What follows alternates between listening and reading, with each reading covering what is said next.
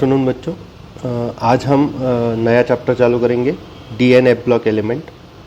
ठीक है, तो सबसे पहले डी.एन.एफ ब्लॉक एलिमेंट में मैं ये जो डिलीटेड पोर्शन है उसकी बात कर लूँ। तो डिलीटेड सिलेबस मैंने यहाँ पे एक स्क्रीनशॉट रखा है। ठीक है, इसमें केमिकल रिएक्टिविटी ऑफ लैंथेनाइड्स, तो लैंथेनाइड्स की केमिकल रिएक्टिविटी अभी आपके इवैल्यूएशन में नहीं है। फिर एक्टिनाइड्स की केमिकल रिएक्टिविटी, उसके बाद देयर इलेक्ट्रॉनिक कॉन्फ़िगरेशन। ठीक है, एक्टिनाइड का इलेक्ट्रॉनिक कॉन्फ़िगरेशन, उसके बाद oxidation states and comparison with lanthanides. तो लैंथेनाइड के साथ एक्टिनाइड की जो कंपैरिजन है वो भी नहीं है।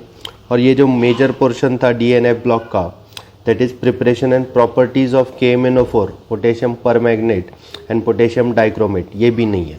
ठीक है, तो ये NCERT का डिलीटेड पोर्शन है महाराष्ट्र बोर्ड का। इट इज़ व्हाट सेम ही है, मतलब सिमिलर पॉइंट डिलीटेड है, वो भी मैं आपसे बाद में शेयर कर लूँगा।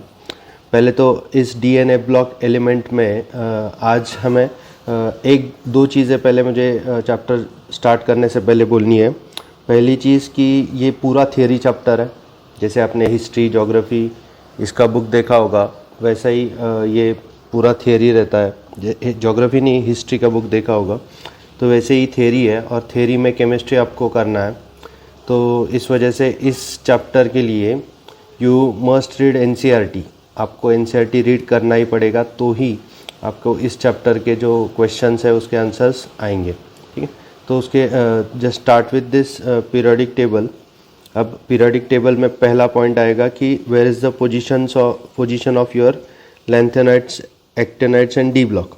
ठीक है, तो यहाँ पे आपको देखना है, ये पीरियड नंबर है 1 2 3 4 5 6 7 period in the periodic table. ये 1 से लेके 18 तक ग्रुप है, 1 से लेके क्या है 18 तक ग्रुप है। अब आप एक सिंपल बात करो कि फर्स्ट एंड सेकेंड ग्रुप जो होगा वो उसको हम क्या कहते हैं, एस ब्लॉक एलिमेंट रहता है।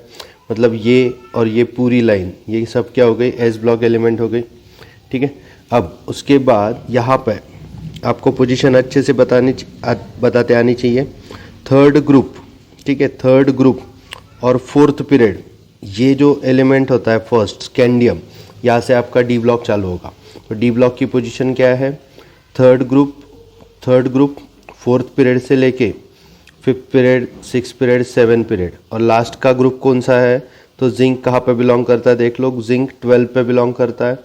तो थर्ड ग्रुप से ग्रुप 12 एंड पीरियड नंबर 4 से लेके 7 is your position of D block element. Position of D block element कैसा है, पोजीशन तो बाद में थियरी में भी पढ़ेंगे हम। ग्रुप नंबर बता दो, ग्रुप्स कितने आए, तो थर्ड से लेके थर्ड टू 12। और उसके बाद पीरियड्स, तो वो आए from fourth period to seventh period. ये हुए आपके ट्रांजिशन एलिमेंट, मतलब डी ब्लॉक। तो ये आपको डी ब्लॉक में एक बार सर्कल कर दो यहाँ पे।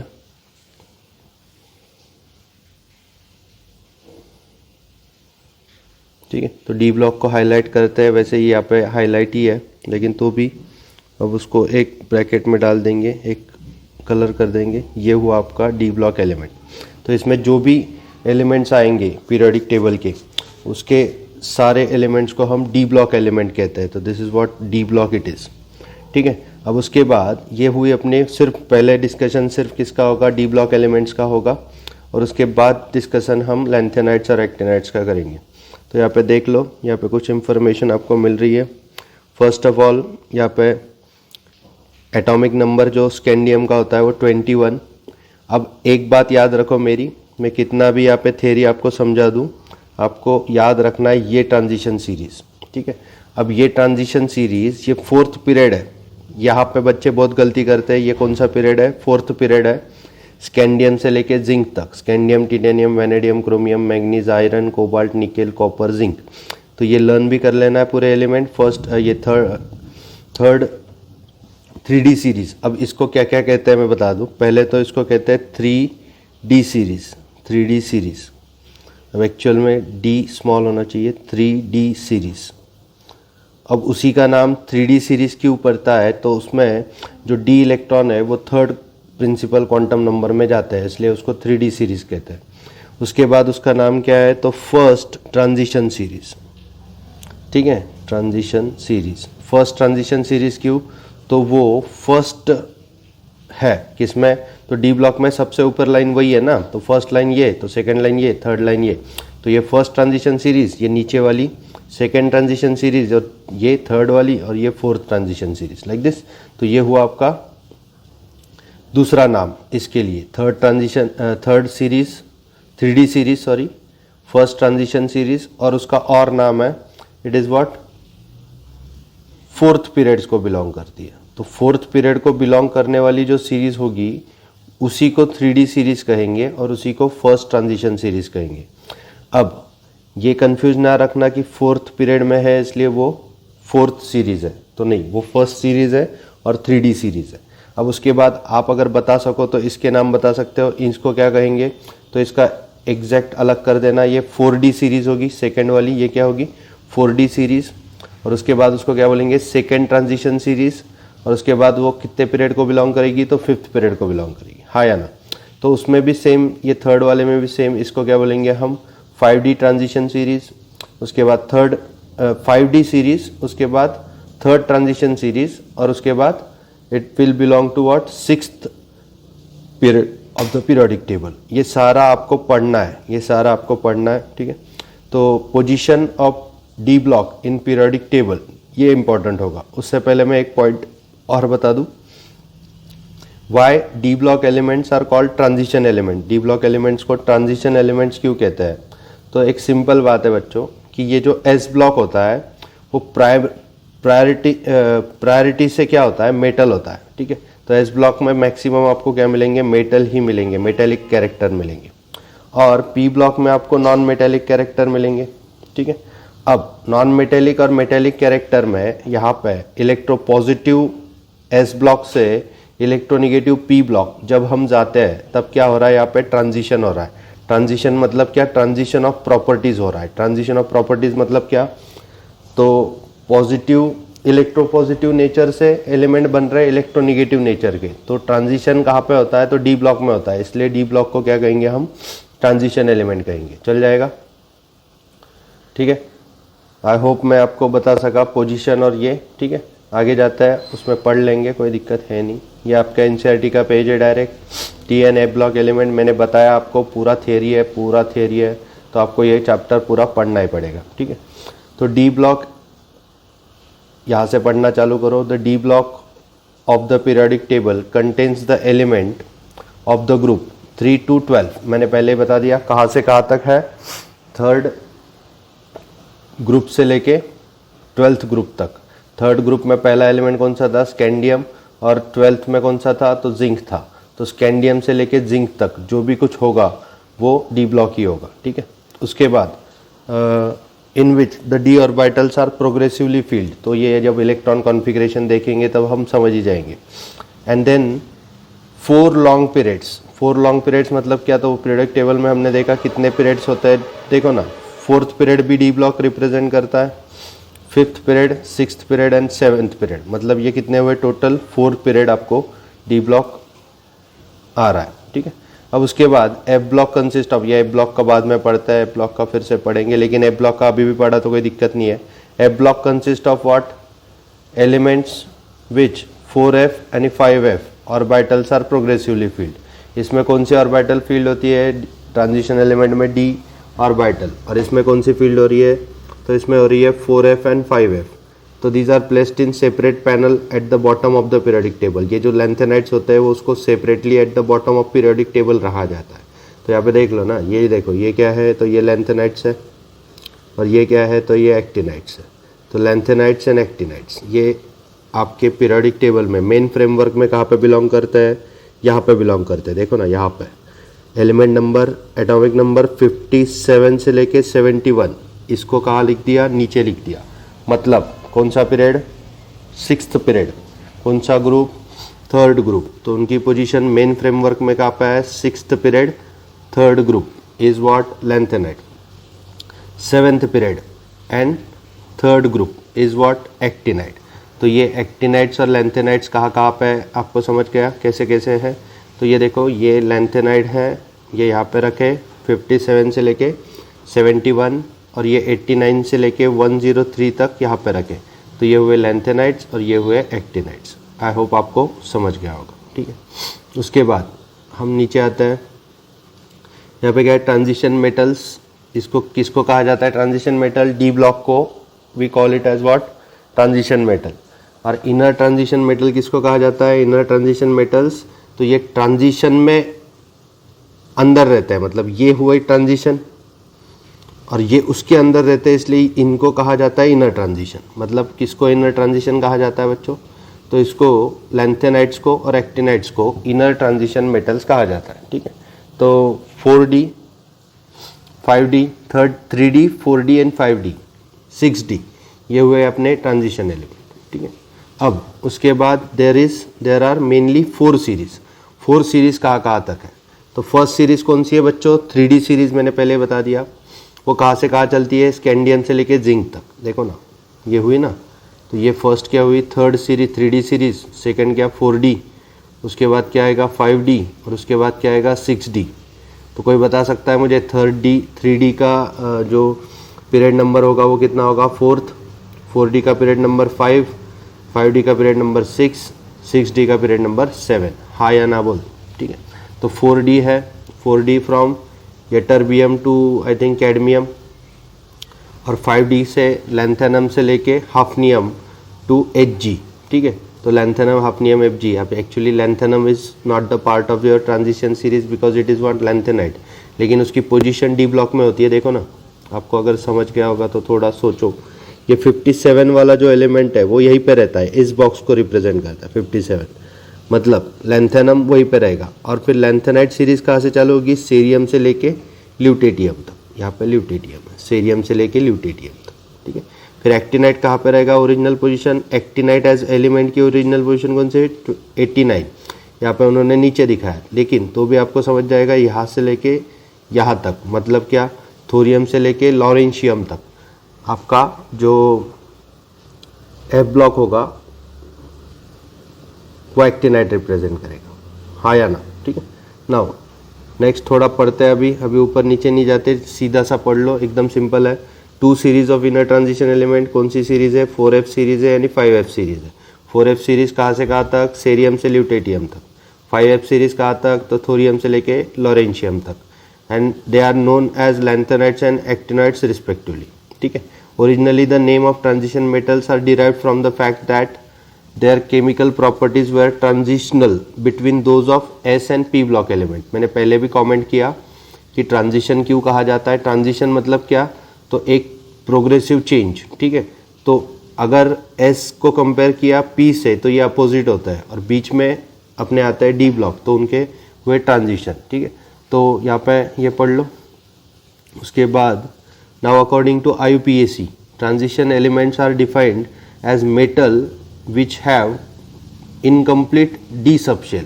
तो ट्रांजिशन एलिमेंट्स किसको कहा जाता है? ट्रांजिशन एलिमेंट IUPAC ने बोला कि ट्रांजिशन एलिमेंट उसी को कहो जिसकी D सबशेल क्या हो? इनकम्प्लीट हो, ठीक है। आइदर इन न्यूट्रल एटम्स और इन देयर आयन। तो न्यूट्रल एटम मतलब क्या? तो जिसपे पॉजिटिव निगेटिव इलेक्ट्रॉन भी उतने जितने प्रोटॉन है, नहीं तो आयन्स है तो उसमें भी, ठीक है।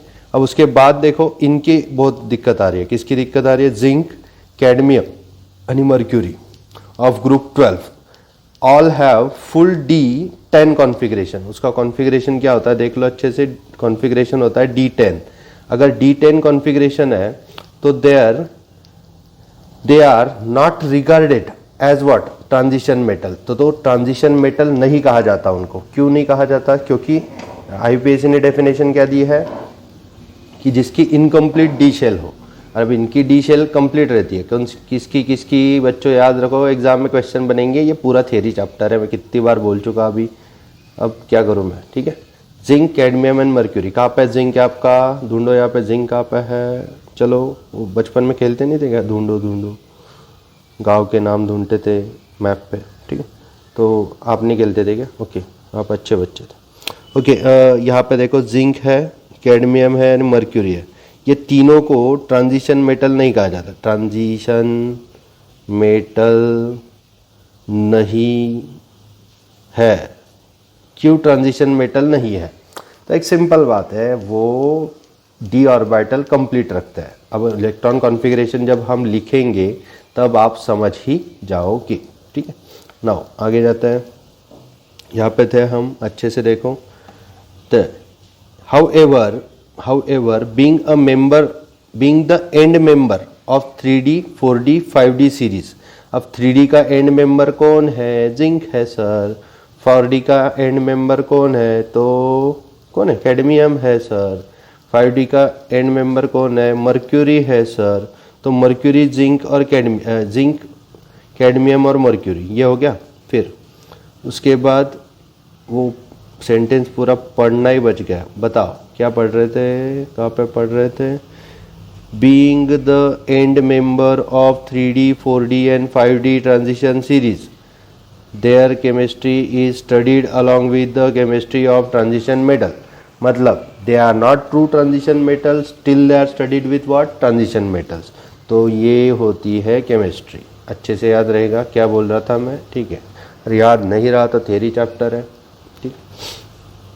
अब presence of partially filled D and F orbital in their atoms make transition element different from that of the non-transition element। अब ये तो हमें पता ही नहीं था। सिंपल बात है बच्चों, अगर ट्रांजिशन एलिमेंट और दूसरे एलिमेंट की कंपैरिजन की जाए तो उसमें डी ऑर्बिटल हाफ फील्ड होती है, नहीं तो इनकम्प्लीटली फील्ड होती है। हाफ फील्ड नहीं एग्जैक्टली, लेकिन इनकम्प्लीट फील्ड होती है। तो इनकम्प्लीट फील्ड डी ऑर्बिटल होने की वजह से उनकी प्रॉपर्टीज और कुछ तो अलग ही होगा, किससे? तो दूसरों से, ठीक है। Hence the transition elements and their compounds are studied separately. तो ट्रांजिशन एलिमेंट जो होता है और उसके कंपाउंड्स जो होता है वो सेपरेटली स्टडी होता है, ठीक है। तो सेपरेट स्टडी उसकी करनी है, इसलिए तो अपना अलग चैप्टर बना दिया ना, DNA block element. However the usual theory of valence is applicable to non-transitional element can be applied successfully to transition element also। तो ये जो theory of valence थी, मतलब नहीं क्या, एक के पास सपोज 3 इलेक्ट्रॉन है तो उसको कितने कंप्लीट करने रहते हैं? 8 इलेक्ट्रॉन। तो वो क्या करता है? तीनों डोनेट कर देता है, ठीक है, नहीं तो तीनों शेयर कर लेता है, ऐसा कुछ तो करता है, मतलब नहीं क्या, उसमें हो जाता है। तो थियरी ऑफ वैलेंस जो है वो जैसे अपने पी ब्लॉक को एप्लीकेबल है, अपने कार्बन, नाइट्रोजन, ऑक्सीजन को एप्लीकेबल है, वैसे ही आपके डी ब्लॉक को भी वो क्या होगा? एप्लीकेबल होगा, ठीक है। अब various precious metals such as silver, gold and platinum are industrially important metal like iron, copper, titanium belong to transition metal series. अब सबको पता है सोना, चांदी, प्लैटिनम, बाप रे, ये सारा अपने ट्रांजिशन सीरीज़ में आएगा। उसके बाद इंडस्ट्रियली इम्पोर्टेंट मेटल जैसे कि अपना आयरन है, कॉपर है, आर्यन नहीं, ठीक है, Fe, Cu। टिटेनियम का क्या होता है? टिटेनियम का क्या होता है सिंबल? चलो ऊपर जाते हैं, क्या पे ढूंढो वाला टिटेनियम का पे?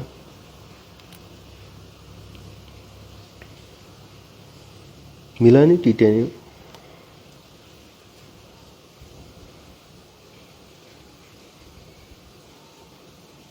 ये देखो ना टिटेनियम, उसका सिंबल होता है Ti, ठीक है। तो अब याद रहेगा टिटेनियम का सिंबल Ti होता है, ठीक है। तो टिटेनियम वगैरह ये सारे अपने ट्रांजिशन सीरीज को बिलोंग करते हैं। अब क्या पढ़ने वाले? In this unit we shall first deal with the electronic configuration, occurrence and general characteristic of transition element, with special emphasis on trends in the properties of first row transition metals along with the preparation and properties of some important compounds.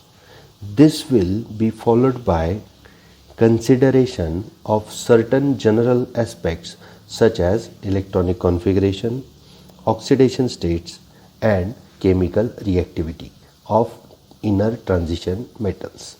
तो ये सारा होने वाला है, लेकिन इसमें inner transition metal का हम क्या क्या नहीं करने वाले हैं? आप chemical reactivity, corona, oxidation state, corona, electronic configuration, सिर्फ लैंथेनाइट का, बाकी का कोरोना खा गया, मतलब ये डिलीटेड पोर्शन वाली बात आपको अच्छे से समझनी चाहिए, ठीक है। तो ये हो गया आपका पैरा। अब आता है नीचे ट्रांजिशन एलिमेंट। अब होगी बात। अब देखो बच्चों, ये वीडियो अभी 20 मिनट का हो चुका है।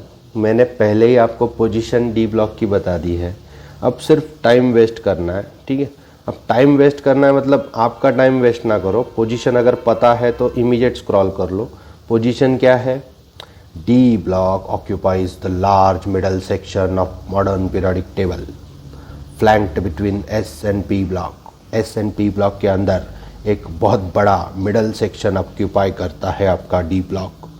D orbitals are penultimate energy levels.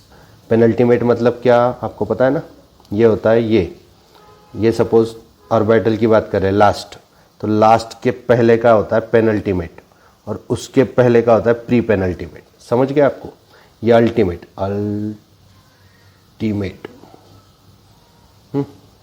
अरे ये क्या हो गया? ये अल्टीमेट, फिर ये क्या हुआ?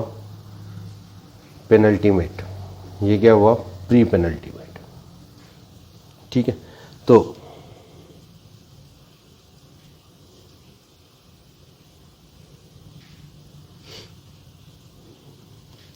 Atom receive electron giving rise to 4 rows of transition element. 4 rows कौन से? 3D, 4D, 5D, 6D। All this series of transition element are shown in table number 8.1। अब 8.1 देख ही लेते हैं बच्चों। 8.1 कहाँ पे गया? हाँ ये देखो ना 8.1। तो electronic configuration of outer orbitals of transition element ground state. तो ये हुए इलेक्ट्रॉनिक कॉन्फ़िगरेशन। तो देख भी लेते हैं इलेक्ट्रॉनिक, हम बाद में देखेंगे। पहले आप इस सिर्फ जेड पे ध्यान दो। स्कैंडियम, ये देखो मैंने कैसे लर्न किया था। स्कूटी, VCR, मनफेकोनी, कॉपर जिंक, ऐसे लर्न किया था। आपके पास कोई अलग होगा तो वो करो।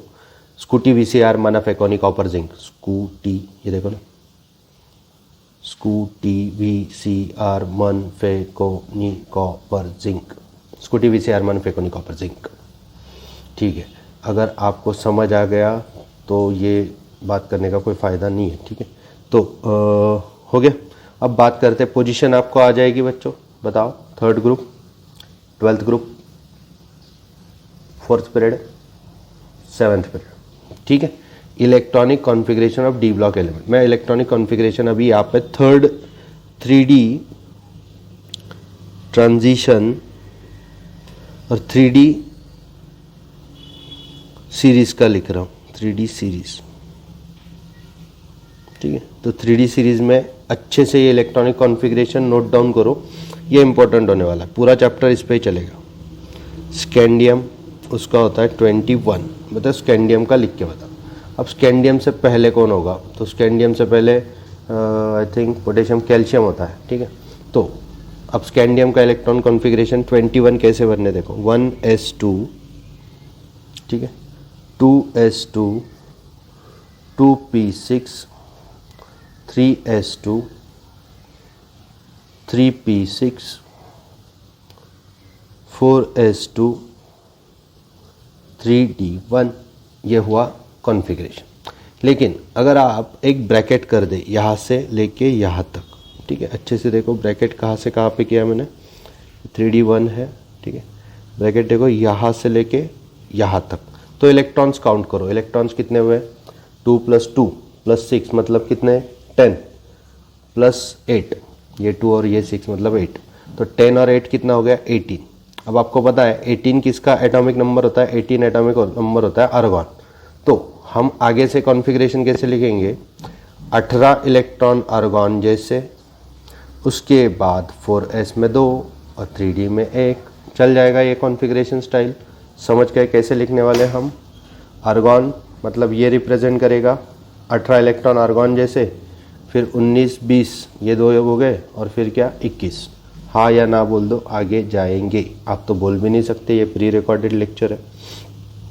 अब आर्गॉन हो गया, फिर स्कैंडियम, आर्गॉन हो गया। अब क्या करते हैं? तो आगे के सारे एलिमेंट लिखते हैं। अभी एक सीध में होना, इसलिए स्कैंडियम 21 इट्स लाइक दिस। तो टिटेनियम 22। चलो इसका कॉन्फ़िगरेशन बताओ। आर्गॉन 4s2 रहेगा, 3D में 2 आ जाएंगे। अब देखो आपको सिर्फ कौन सी ऑर्बिटल भरनी है, पेनल्टीमेट डी ऑर्बिटल, ठीक है। तो स्कूटी, फिर क्या आता है वी का कॉन्फ़िगरेशन आर्गॉन 4s2 3d3, फिर स्कूटी वी CR मतलब क्रोमियम। अब देखो सर ने क्रोमियम के लिए कलर ही चेंज कर दिए। सर डरते क्रोमियम से? नहीं, मैं नहीं डरता किसी से।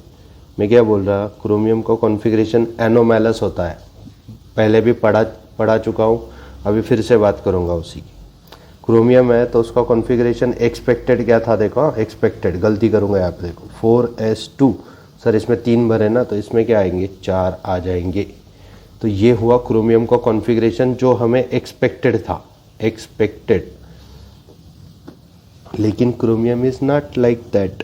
क्रोमियम का एक्चुअल में कॉन्फ़िगरेशन क्या होता है, कोई बता सकता है? बताओ क्रोमियम का एक्चुअल में कॉन्फ़िगरेशन। क्रोमियम का कॉन्फ़िगरेशन होता है 4s1 3d5। सर ऐसा क्यों हुआ, 4s2 से एक इलेक्ट्रॉन 3d5 में चला गया? तो आपको याद रखना है फिर से वही बात, सिमेट्री एक्सचेंज एनर्जी वाली,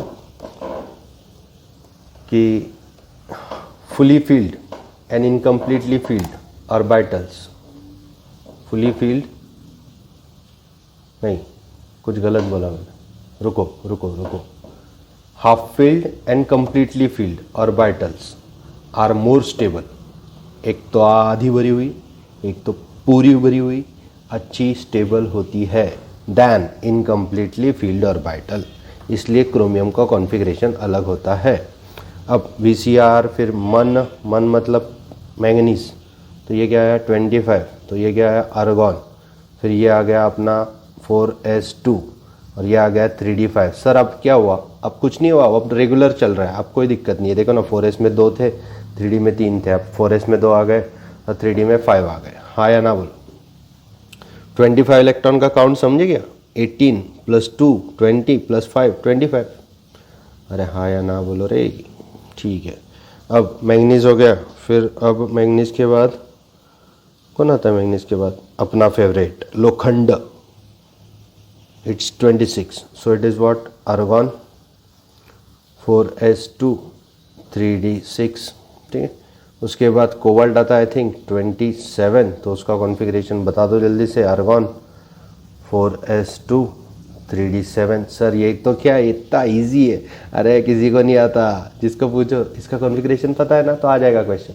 सर कॉन्फ़िगरेशन ही नहीं पता, अरे फिर जाए यहाँ से फुट। कॉन्फ़िगरेशन आना चाहिए पक्का, और वो भी कैसे, फिर इसका इतना ऐसे नहीं।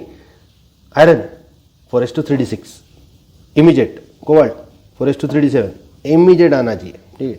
उसके बाद देखो, उसके बाद अपना favourite nickel is 28, so it is what. और बच्चे वहाँ पे एग्ज़ाम में मुझे एटॉमिक नंबर पूछते हैं, एग्ज़ाम मतलब अपने क्लास की exam, 4s2 3d8, 4s2 3d8,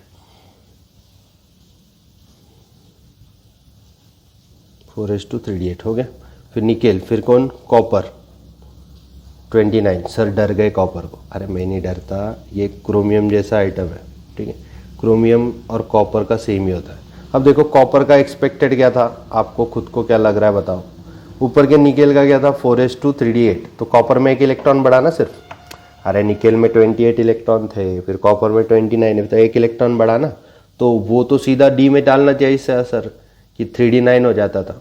लेकिन वैसे नहीं है, उसको कैसे करना पड़ता है, तो उसको आर्गॉन, फिर 4s में 1 ही और 3d में 10। ऐसा क्यों हुआ सर? अरे वो अकेला रहता था तो इनकम्प्लीट रहता था, 3d9 रहता था तो इनकम्प्लीट रहता। अब क्या हो गया, वो 3d10 मतलब कंप्लीट हो गया। और ये 4s2 तब भी क्या था, हाफ फील्ड था। अब भी क्या है, नहीं तब भी क्या था, कंप्लीटली फील्ड था। अब क्या है, हाफ फील्ड, तो वो क्या हो जाएगा, स्टेबल हो जाएगा, ठीक है। तो आपके सामने ये कॉन्फ़िगरेशन है, पट उसको कॉपी करो, 3D transition series.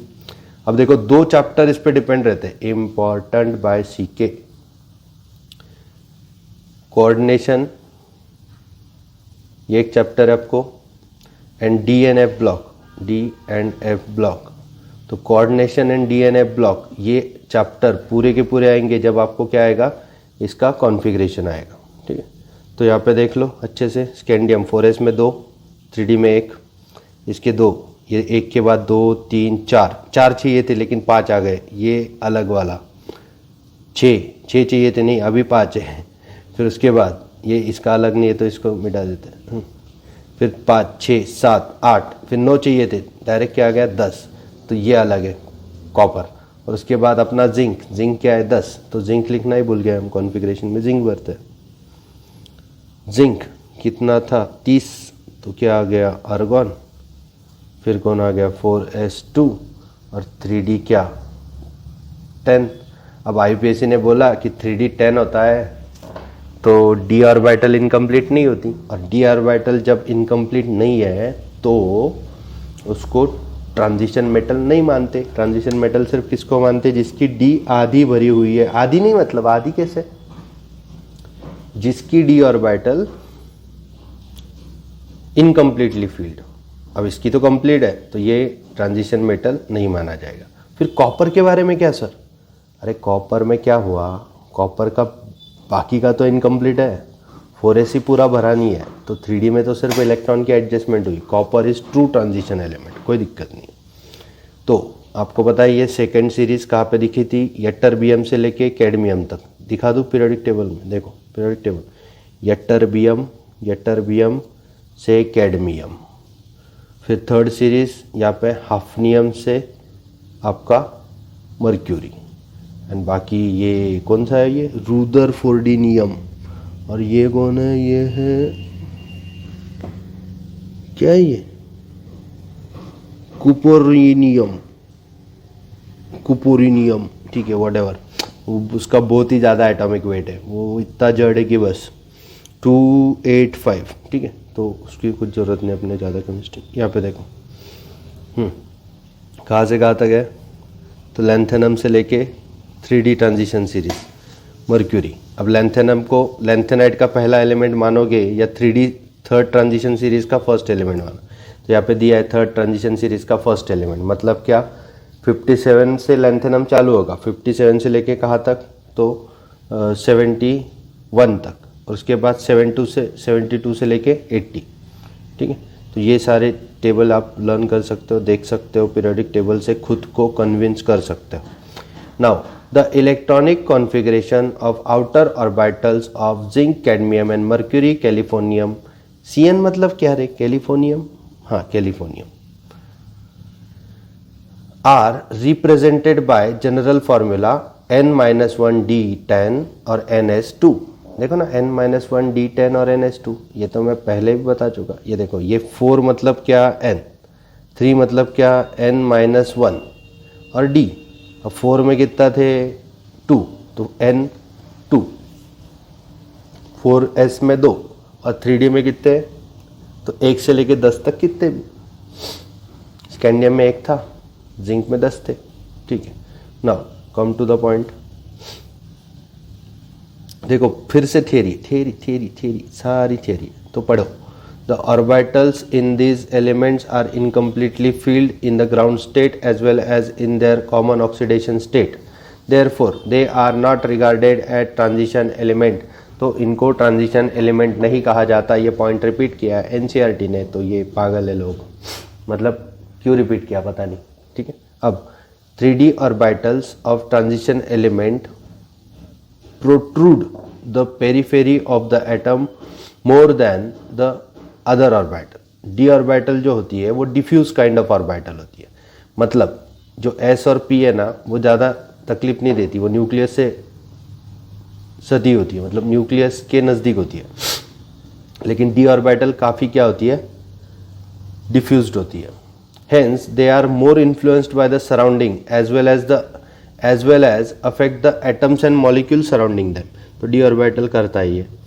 In some respects at ions of given d configuration n 1 से लेके 9 तक have similar magnetic and electronic properties। electronic and magnetic properties same रहती है। With partially filled d orbitals, these elements exhibit certain characteristic properties such as the display of variety of oxidation state, formation of colored ions, and entering into the complex formation with a variety of ligands. तो ये जब coordination देखोगे तब समझ जाओगे कि एक जो मेटल होता है वो भूखा होता है किसका, इलेक्ट्रॉन्स का, तो उसके अराउंड कुछ चीज़ें जब इकट्ठा हो जाती है जिनको हम लिगेंड्स कहते हैं। एनीथिंग दैट हैज़ इलेक्ट्रॉन्स तो उसको लिगेंड कहेंगे, और वो मेटल लिगेंड कॉम्प्लेक्स बना देता है। तो ट्रांजिशन एलिमेंट, ये पैरा पे ध्यान दो, transition element and their compounds also exhibits catalytic property. आपने देखा होगा ना, हम जब देखो ना निकेल यूज़ करते थे, रैनी निकेल, याद है, CH2 डबल बॉन्ड CH2 ऐसा कंपाउंड रहता था, आप H2 उस पर ऐड करते थे। तो पैरामैग्नेटिक बिहेवियर, कैटालिटिक प्रॉपर्टी होती है, पैरामैग्नेटिक बिहेवियर होता है। तो ये सारे characteristic have been discuss in detail later in this chapter.